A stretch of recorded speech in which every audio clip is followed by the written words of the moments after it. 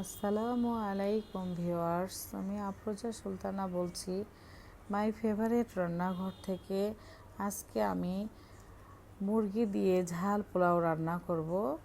ঠিক মুরগির বিরিয়ানিও বলে, চিকেন বিরিয়ানিও বলা যায়, তবে আমি হলুদ ঝাল অ্যাড করব, এই জন্য ঝাল পোলাও বলছি। প্রথমে ফ্রাই প্যান বসাই দিয়েছি, তারপরে গরম তেলে গরম মশলা, পেঁয়াজ বাটা, রসুন বাটা দিয়ে মশলাটাকে কষায় নিচ্ছি।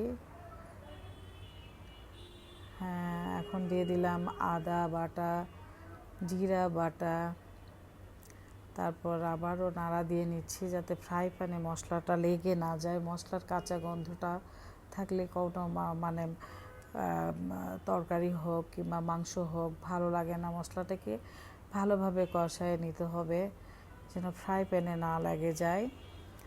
আবারও আমি এখন দিব গুঁড়া মশলা, মরিচ গুঁড়া দিয়ে দিলাম, তারপরে দিব হলুদ গুঁড়া, তারপরে দিব ধনিয়া গুঁড়া, এখন লবণ দিয়ে দিব।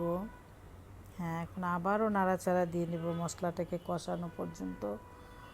ভালোভাবে কষায় নিতে হবে মশলাটাকে, কষানো পর্যন্ত ভালোভাবে নাড়াচাড়া দিতে হবে যাতে ফ্রাই প্যানে লেগে না যায়। হ্যাঁ, মশলাটা মোটামুটি কষায় আসছে। এখন আমি চিকেনগুলি দিয়ে দিব, কেটে ধুয়ে রেখে দিয়েছিলাম চিকেনগুলো ভালোভাবে, এখন দিয়ে দিচ্ছি মশলাটার মধ্যে। চিকেনটা দেওয়া হয়ে গেলে আবারও নাড়াচাড়া করে দিব।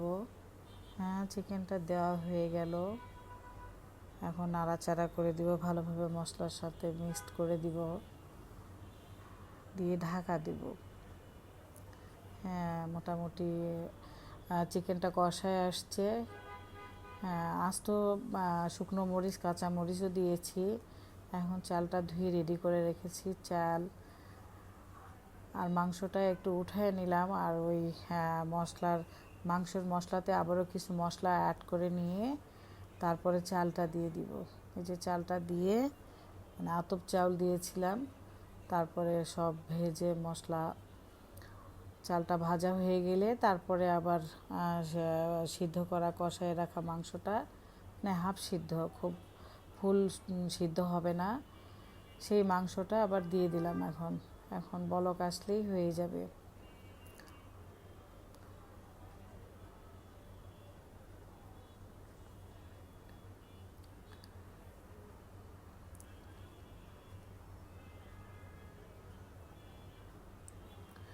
ঢাকনা দিয়ে ঢেকে দেব। বাস, আমার ফ্রাই প্যানে আসলে ধরেনি, এই জন্য আবার চেঞ্জ করে পাতিলে দিয়েছিলাম। বাস, হয়ে গেল আমার চিকেন বিরিয়ানি, চিকেন ঝাল বিরিয়ানি। খুব মজাদার হয় চিকেন ঝাল বিরিয়ানি। আবারও ঢেকে দিলাম, বাস হয়ে গিয়েছে।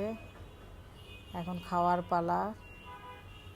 দেখতে অনেক মজাদার হয়েছে চিকেন ঝাল বিরিয়ানি, চিকেন ঝাল পোলাও বলে। আসসালামু আলাইকুম ভিউয়ার্স, সবাই ভালো থাকবেন।